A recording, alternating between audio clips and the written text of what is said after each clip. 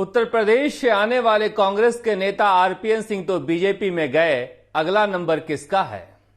जब भी कोई कांग्रेस का बड़ा नेता बीजेपी में जाता है, अटकलों का बाजार गर्म हो जाता है। किसके लिए? सचिन पायलट के लिए, कि सचिन पायलट का क्या होगा, कहां जाएंगे। मगर सचिन पायलट ने कुछ दिन पहले ही गुनगुनाया है, जीना यहां मरना यहां, इसके सिवा जाना कहां। आरपीएन सिंह चले गए, लेकिन उनके जाने के बाद कांग्रेस का जो रिएक्शन है, जो प्रतिक्रिया है, वह निराशाजनक है। कायर भर कह देने से काम नहीं चलेगा। कांग्रेस के लिए आत्मावलोकन, आत्मविश्लेषण का समय है कि आखिर क्यों कांग्रेस छोड़कर जाने वाले 5 से ज्यादा राज्यों में सूबे की सरकार चला रहे हैं। हेमंत बिस्वा शर्मा हो या फिर उत्तर पूर्व के दूसरे राज्यों के मुख्यमंत्री, जगन मोहन रेड्डी हो या फिर चंद्रशेखर राव, या फिर महाराष्ट्र में सत्ता में भागीदार बने राष्ट्रवादी कांग्रेस पार्टी के नेता शरद पवार, ये सभी के सभी कांग्रेस से निकलकर, ममता बनर्जी का तो बड़ा नाम है, ये सभी के सभी कांग्रेस से निकलकर सूबे की सरकार चला रहे हैं। कब तक कांग्रेस कायर गुड बाय गुड लक कहकर काम चलाती रहेगी? इतने बड़े बड़े नेताओं के जाने के बाद भी जब पार्टी में जुम्बिश न हो तो एक खतरनाक संदेश है, यह मर जाने के बराबर है। ज्योतिरादित्य सिंधिया गए, तब इतना भर कह दिया कि लालच में चले गए। जतिन प्रसाद गए तो कह दिया लालच में चले गए। आरपीएन सिंह चले गए तो कह रहे हैं कायर था चला गया। सोचिए धर्मेंद्र प्रधान ने क्या कहा, कई सालों से हम पीछे पड़े थे कि आप अच्छे आदमी गलत पार्टी में हो। यह कहकर आप पीछा नहीं छुड़ा सकते कि विचारधारा को छोड़ने वाला कायर होता है। अटल बिहारी वाजपेयी कांग्रेस छोड़कर बीजेपी से देश के प्रधानमंत्री बने थे। सवाल नैतिकता का भी है, सवाल सहूलियत का भी है, सवाल सम्मान का भी होता है। कहां कमी रह गई, यह कांग्रेस को सोचना चाहिए। हेमंत बिस्वा शर्मा जब कहते हैं कि कांग्रेस आलाकमान से हम मिलने जाते हैं और उन्हें बातचीत करने का मौका नहीं मिलता है, तो यह सोचना चाहिए क्या कांग्रेस में किसी की कमी खल रही है। जब भी कोई जाता है, सचिन पायलट पर सवाल उठने शुरू हो जाते हैं, मगर वह बार बार कहते हैं राजेश पायलट का बेटा हूं, इतनी आसानी से कहीं जाऊंगा नहीं। वह कहते हैं कि कांग्रेस छोड़ने का तो सवाल ही नहीं उठता। तो फिर सवाल उठता है कि कांग्रेस में उनका क्या भविष्य है। लोग चर्चा कर रहे हैं कि अगर उत्तर प्रदेश के चुनाव के बाद भी सचिन पायलट को राजस्थान की कमान नहीं मिली तो वह क्या करेंगे, कब तक इंतजार करेंगे? क्योंकि मुख्यमंत्री अशोक गहलोत तो अगली बार के लिए तैयार हैं और जिस तरह के हालात पैदा कर दिए गए हैं, क्या सचिन पायलट घुट घुट कर कांग्रेस में नहीं जी रहे हैं? अगर सचिन पायलट कांग्रेस छोड़कर नहीं जाना चाहते हैं तो क्या कांग्रेस के बड़े नेताओं की जिम्मेदारी नहीं है कि वह सचिन पायलट के लिए सही जगह ढूंढें? मगर फुर्सत कहां है।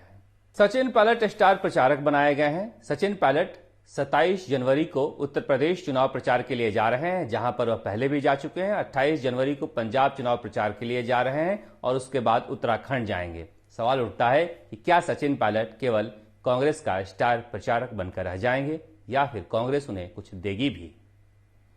यह सवाल इसलिए उठ रहा है कि आज की राजनीति में सचिन पायलट बनना आसान नहीं है।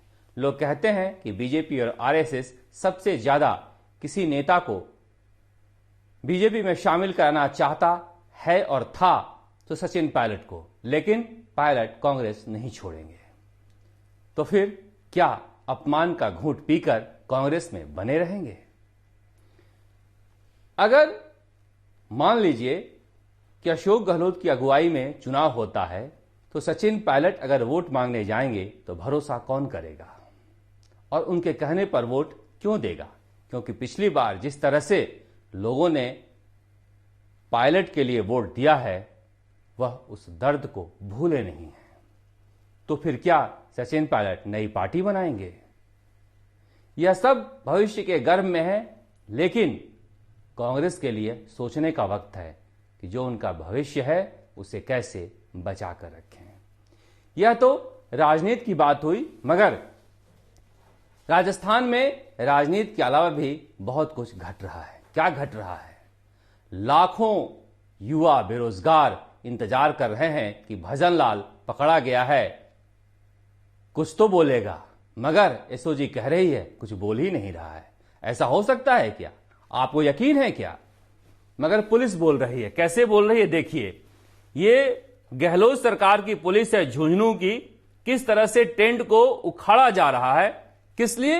क्योंकि पेपर आउट मामले में राष्ट्रपति पदक विजेता विकास जाखड़ इंसाफ मांग रहे हैं। उन्हें अस्पताल में भर्ती करा दिया गया। उसके बाद उनके समर्थन में इस तरह से महिलाएं, बच्चे सब आ गए थे।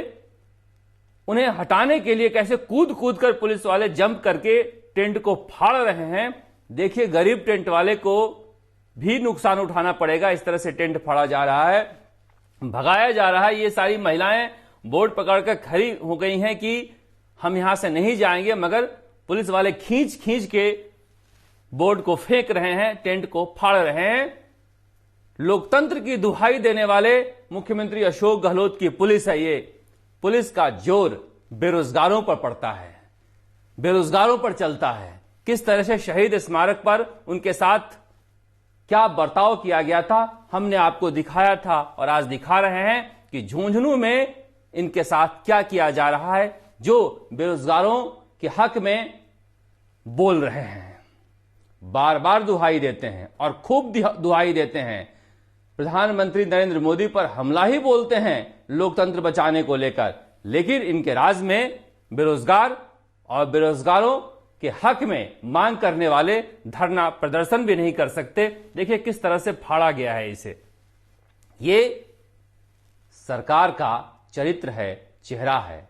जब मैं बार बार कहता हूं कि सरकार यहां की हो या वहां की हो, सरकारों का संस्कार एक जैसा होता है।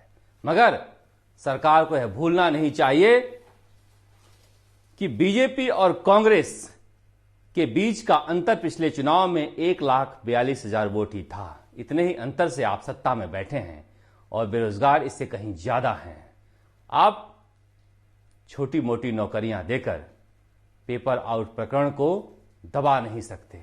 50,000 पद रीट के परीक्षार्थी मांग रहे हैं, इन्हें दबा नहीं सकते 20,000 नए पद सृजित कर। इसीलिए कह रहा हूं मैं कि बेरोजगारों की आह में सरकारें हट जाया करती हैं। वक्त रहते होश में आ जाइए। केवल बेरोजगार परेशान नहीं है, किसान भी परेशान हैं। 5600 से ज्यादा किसानों के खेत नीलाम हो गए। 9,000 से ज्यादा किसानों के खेत पर खतरे की घंटी बज रही है। मगर मुख्यमंत्री अशोक गहलोत कह रहे हैं कि हमने विधानसभा में कानून पारित कर दिया था, मगर राज्यपाल ने इसकी मंजूरी नहीं दी, इसलिए किसानों की जमीनें नीलाम हो गई। कौन यकीन करेगा? एसडीएम और डीएम नीलामी में शामिल होते हैं।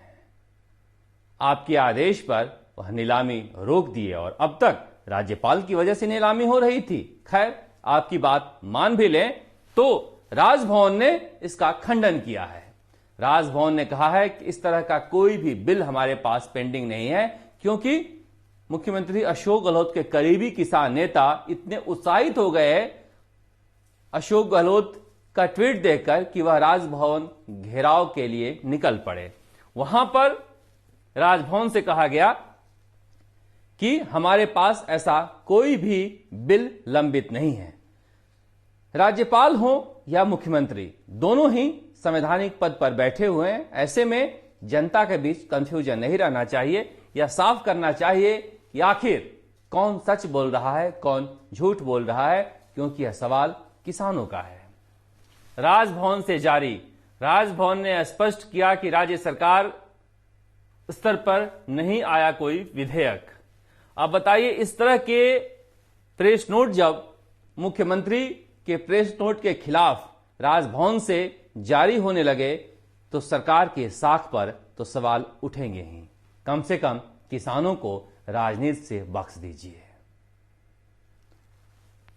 केवल किसान ही नहीं है, महिलाएं भी कम त्रस्त नहीं हैं। डॉक्टर किरोड़ी लाल मीणा पिछले 3 दिनों से उदयपुर संभाग में महिलाओं की हक की लड़ाई लड़ रहे हैं।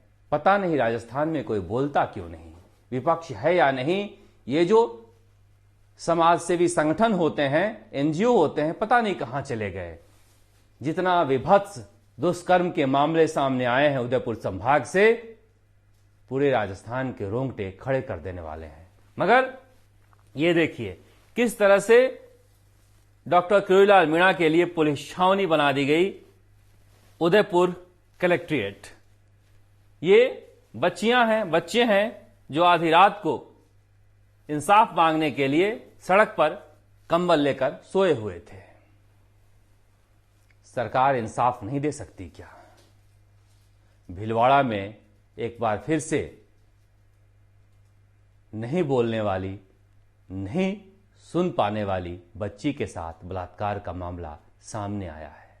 मैंने कल भी कहा था, यह सरकार बोलती क्यों नहीं? कब तक नरेंद्र मोदी के खिलाफ बोल बोलकर आप जनता को गुमराह करते रहेंगे? आपकी भी तो कोई जिम्मेदारी है। बेरोजगारों से, किसानों से, महिलाओं से कुछ वादे आप भी तो किए हैं। उन वादों को राजस्थान तक याद दिलाता रहेगा। राजस्थान तक के लिए जयपुर से शरद कुमार।